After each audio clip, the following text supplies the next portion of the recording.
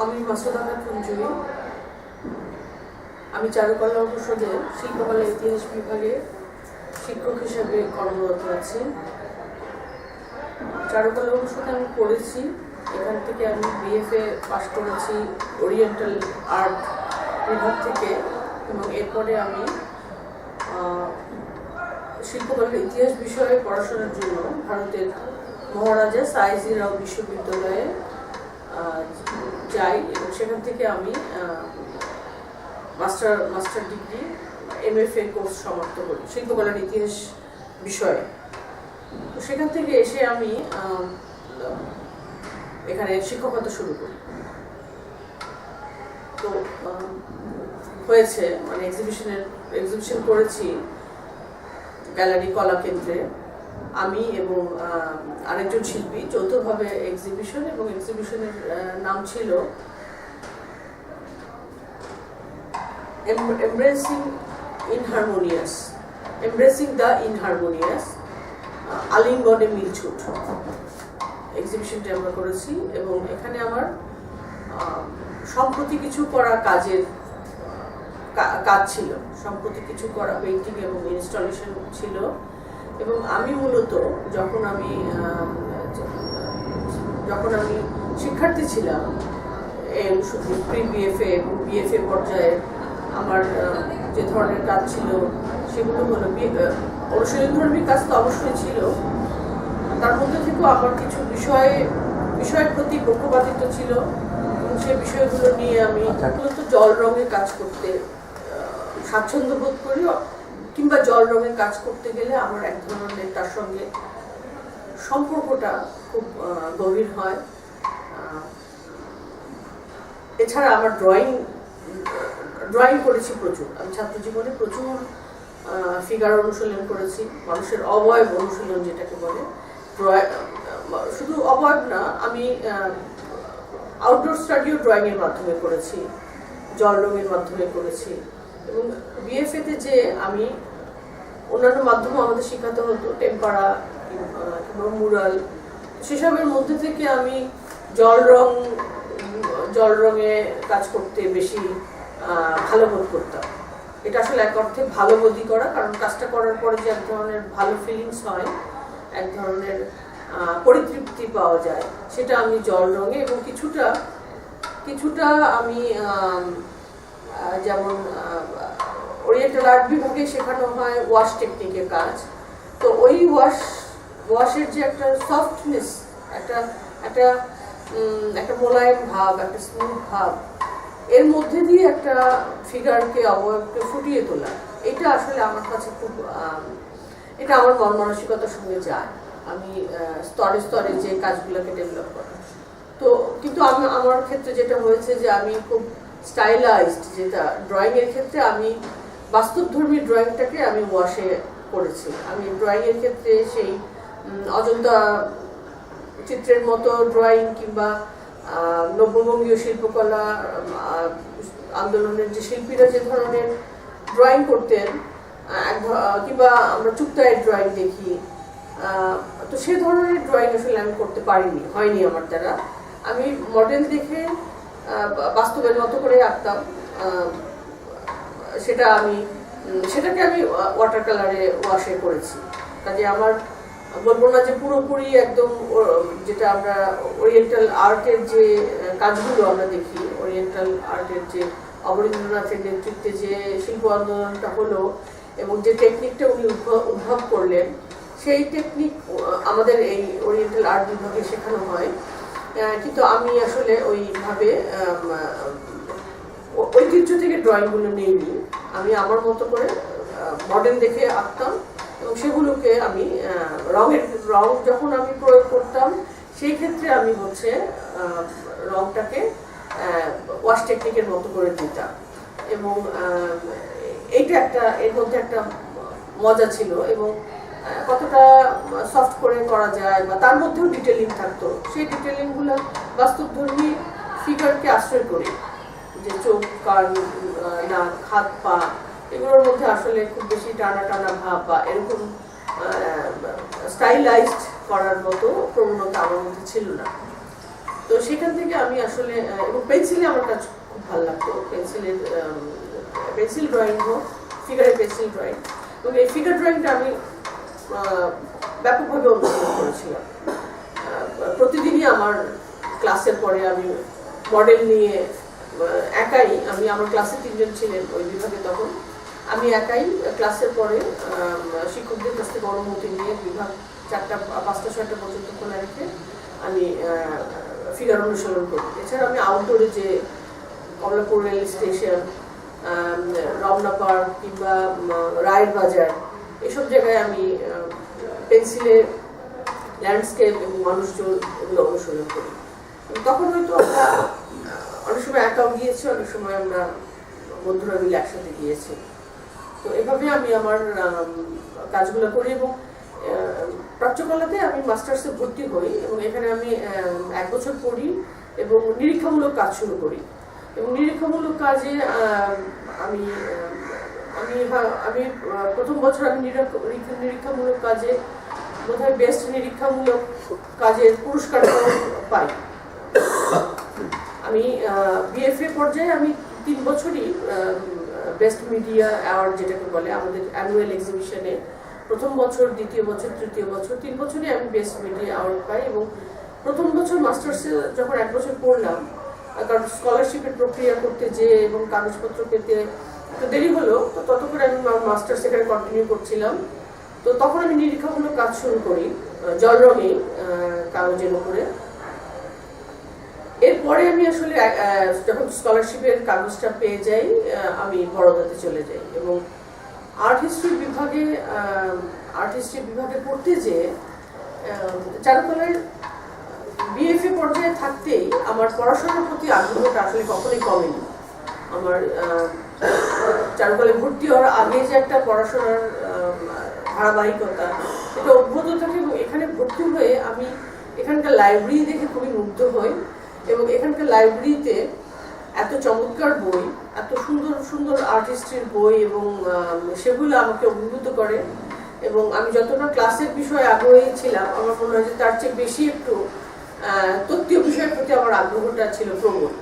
এবং আমি ওই সময়টা আসলে আমি রেগুলার লাইব্রেরি থেকে বই নেওয়া, লাইব্রেরিতে বসে পড়া এবং শুধু যে আর্ট হিস্ট্রির উপরে পড়া তা না, আমার একটা বড় মানে সাহিত্যর যে বইপত্র আমাদের চারুকলা লাইব্রেরিতেও ছিল এবং সেগুলো আমি, যেমন দস্তয়েভস্কির ক্রাইম অ্যান্ড পানিশমেন্ট বইটা আমাদের চারুকলা লাইব্রেরিতে ছিল, এটা বাংলা অনুবাদ। এডগার অ্যালেন পোর ছোট গল্প, সেটা আমি আমাদের লাইব্রেরিতে পাই।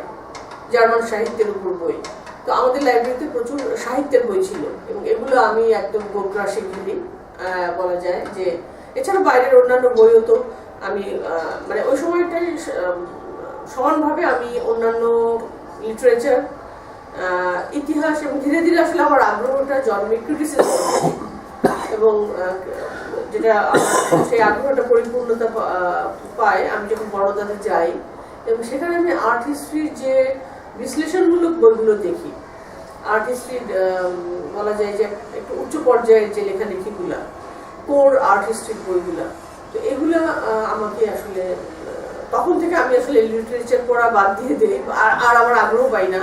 এবং এরপর থেকেই মূলত আমি এই অ্যানালিটিক বা বিশ্লেষণমূলক বইগুলা বা একটু যেগুলো কঠিন, আমি মনে হয় সেগুলোতে আমি মজা পাই। সেই কঠিন বিষয়গুলোকে উন্মুক্ত করা, আনরেভেল করা, সেগুলোকে বোঝা, এটা আমাকে আনন্দ দেয়। মানে এটা আমার একটা আনন্দকর উৎসে পরিণত হয় যে বইটা ওই আগ্রহটা কাজ করে। এটা যে ঠিক কি বলবো যে কঠিন বই পড়ে বিদ্বান হওয়া বা সেরকম না, সেটা এক ধরনের অনুধাবন করার যে চ্যালেঞ্জ, এটা আমাকে মজা দেয়। তো আসলে এক ধরনের আমার মনে হচ্ছে এই পড়াশোনা আমাকে এক ধরনের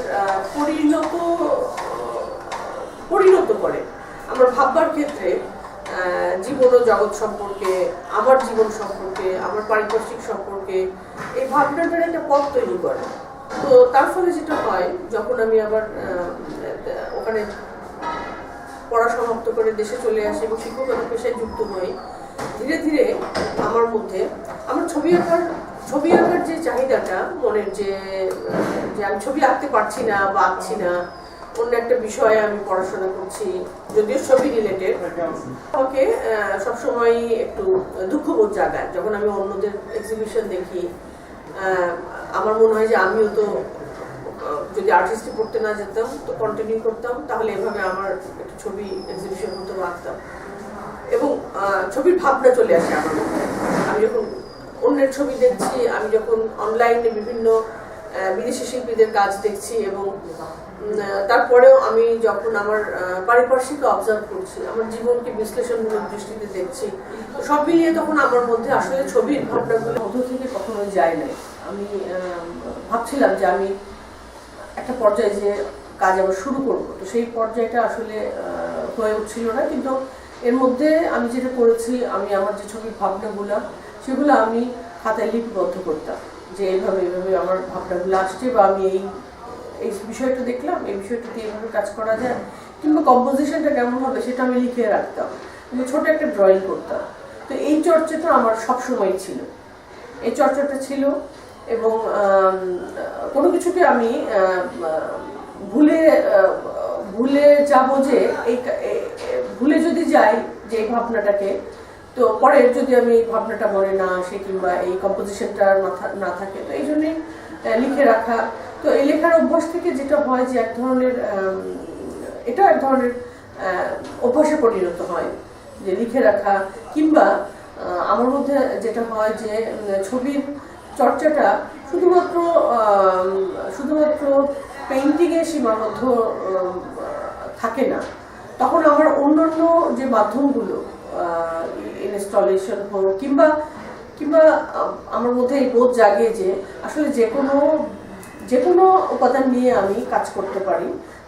মূল জায়গাটা হচ্ছে আমার চিন্তাটাকে আমি যে কাজ করতে পারি, এবং আমার ভাবনাটাকে যথাযথভাবে প্রকাশ করতে পারছি কিনা সেইটা মুখ্য আমার কাছে মনে হয়। তো আমার এক্সিবিশনে আমি আসলে এই চিন্তারই প্রতিফলন ঘটিয়েছি, যে আমার দীর্ঘদিন থেকে আমার একটু ঘুরে ঘুরে শহর এবং মানুষের জীবনযাপন দেখতে ভালো লাগে। তো আমার আশেপাশের লোকজন, আমি যে শহরে বড় হলাম, এবং কোন জিনিসগুলো আসলে সেই শহরের আমাকে ভাবায়, কোন কালচারটা আমাকে অস্বস্তি তৈরি করে, আমি আমার ছবির উপাদানগুলোই নিয়েছি যে মানুষগুলোর জীবনযাত্রা থেকে। এরা আসলে এক ধরনের যে অস্বস্তি তৈরি করে, এই অর্থে যে এটা আসলে কোনো বলবো যে হেলদি লাইফ মানুষের না, কোনো একটা যে আমি বলবো যে একটা মানুষের জীবনযাপন করতে যে মিনিমাম প্রয়োজনীয় জিনিসগুলো, মিনিমাম যে জিনিসগুলোর প্রয়োজন হয়, যে যেমন অন্ন বস্ত্র আমরা বলি যে একদম মৌলিক চাহিদা, সেই মৌলিক চাহিদাই আমাদের দেশের অধিকাংশ মানুষের নাই আসলে। এর সঙ্গে অবশ্যই প্রপার হাইজিন এবং নিউট্রিশন। সেখানে পেইন্টিংও আমি দিয়েছি এবং ইনস্টলেশনগুলো করেছি, এবং ইনস্টলেশনগুলোর মধ্যে দিয়ে আমি ইনস্টলেশনে আমার ফ্যাব্রিক ব্যবহার করেছি, কাপড়ের প্রিন্টেড কাপড়, আমাদের দেশে ছাপানো প্রিন্টেড কাপড় এবং লুঙ্গির কাপড়। খুব সাধারণ মানুষ যে কাপড়গুলো ব্যবহার করে, আমি বলবো যে শহরের নিম্ন আয়ের মানুষ, কিংবা হয়তো আমরাও করি, আমাদের প্রাত্যহিক জীবনে আমরাও ব্যবহার করি। তো সেই কাপড়গুলো দিয়ে আমি যে ফর্মগুলো তৈরি করলাম, ফর্মগুলো আমি নিলাম, যেমন পোটলাটা আমাদের একটা সংস্কৃতির অংশ, এবং মানুষ পোটলা এখনো ব্যবহার করে তাদের জিনিসপত্র কিংবা কাপড় চোপড় রাখার জন্য, সংরক্ষণ করার জন্য। এবং এই পোটলা, বোচকা, এগুলা আমরা খুব প্রতিদিন আমরা দেখি আসলে রাস্তাঘাটে মানুষের, এবং মানুষের ঘরের মধ্যে গেলেও আমি দেখবো যে অনেক কাপড় চোপড়, পোটলা একটা রিক্সাওয়ালার ঘরে, কিংবা আমার যে কাজ করে গৃহকর্মী তার ঘরের মধ্যে গেলেও আমি এই জিনিসগুলো পাই। এক ধরনের সংস্কৃতি যেখানে একটা ঘরের মধ্যে অনেক জিনিস। তো ওই ভাবনা থেকে সেখানে আলনাও পাচ্ছি, সেখানে আমি খাটও পাচ্ছি, টেবিল পাচ্ছি।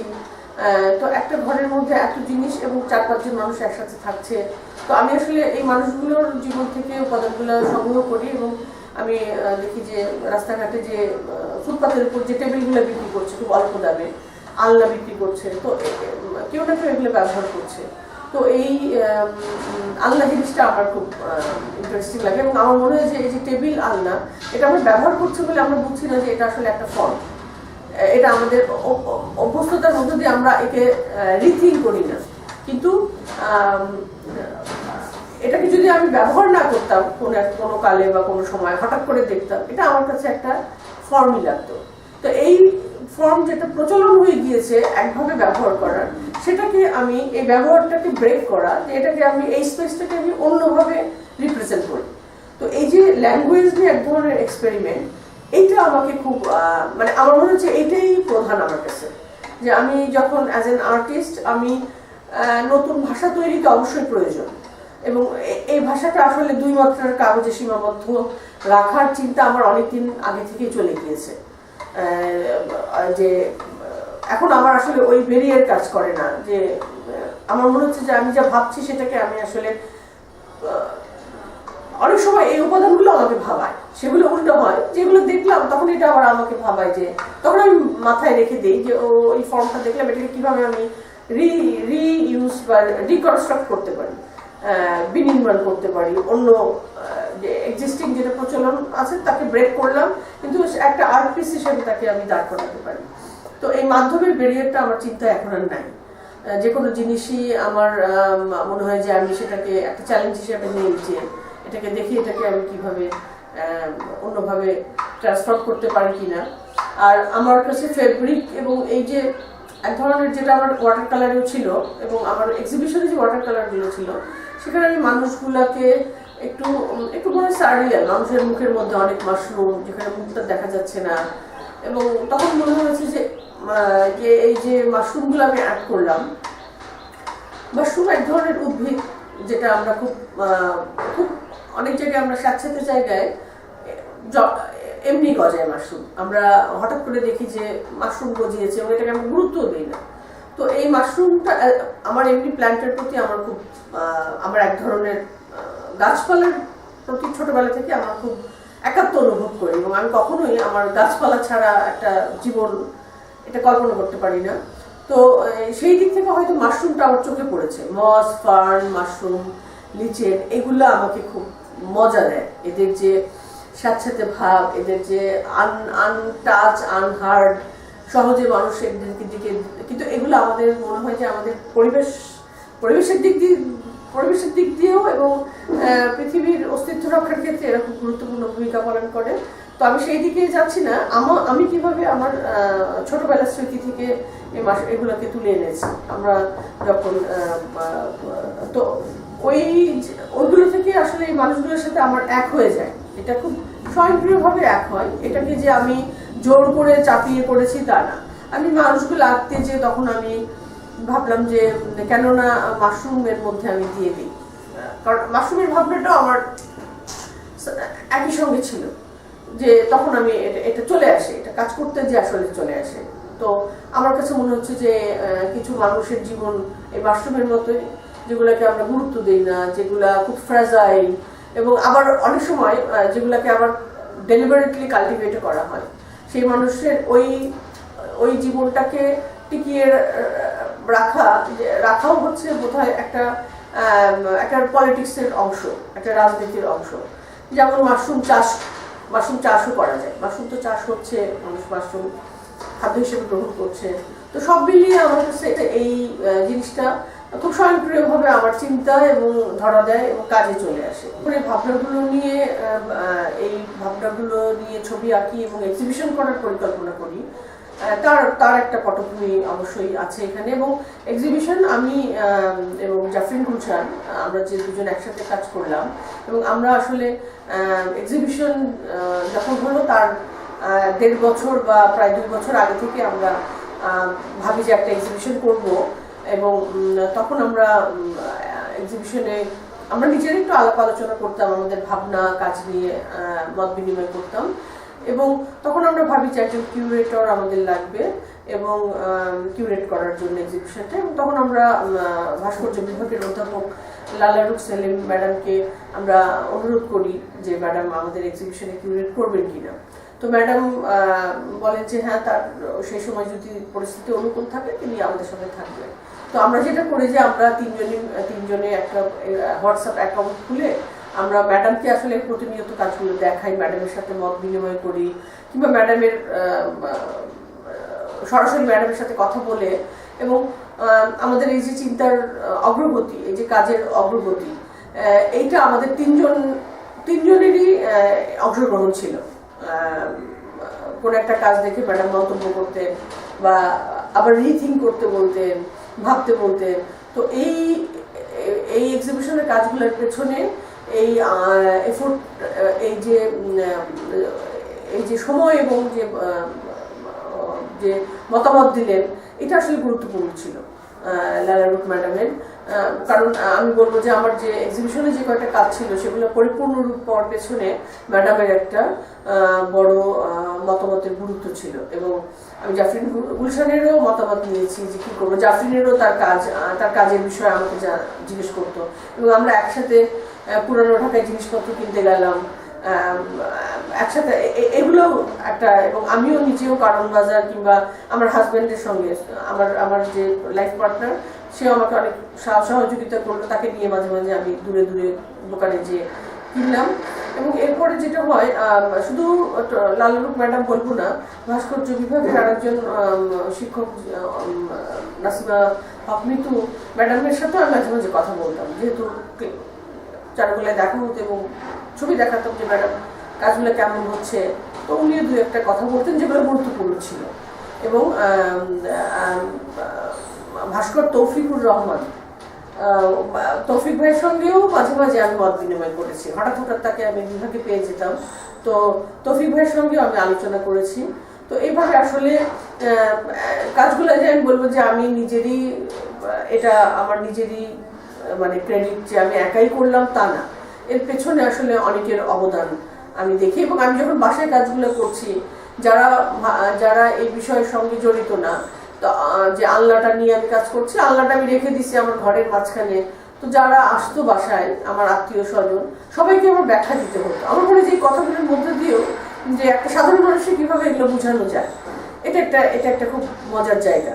এবং অনেকগুলো স্তর আসলে অতিক্রম করতে হয়েছে আমাকে এই কাজগুলো একটা পরিণত পর্যায়ে পৌঁছানোর জন্য। আরেকটা, তো শেষ পর্যন্ত যখন গ্যালারিতে আমি কাজগুলো ইনস্টল করতে যাচ্ছি, সেই ডিসপ্লের সময়ও দেখা যাচ্ছে কাজের কিছু চেঞ্জেস, পরিবর্তন হচ্ছে।